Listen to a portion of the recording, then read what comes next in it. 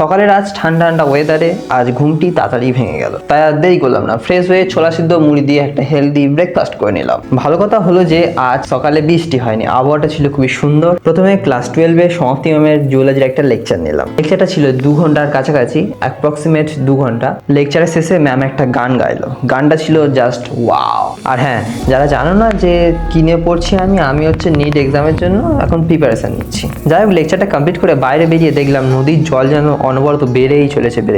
তারপর স্নান কমপ্লিট করে লাঞ্চ কমপ্লিট করে দুপুরে ঘুমিয়ে পড়েছিলাম। তো ঘুম থেকে উঠে রোজ দিনের মতো বাইরে একটু হাঁটতে বেরিয়েছিলাম। আসলে কিছুদিন ধরে রাতে ঘুম আসতে দেরি হচ্ছে আর সকালে তাড়াতাড়ি উঠে পড়ছি, তাই ঘুমটা ঠিক হচ্ছে না, তাই দুপুরে একটু ঘুমিয়ে পুষি নিলাম। আর পড়াশোনার সাথে সাথে শরীরকেও ঠিক রাখতে হয়, কারণ কেউ একজন বলে গেছে যে স্বাস্থ্যই সম্পদ, যেটা আমার নেই।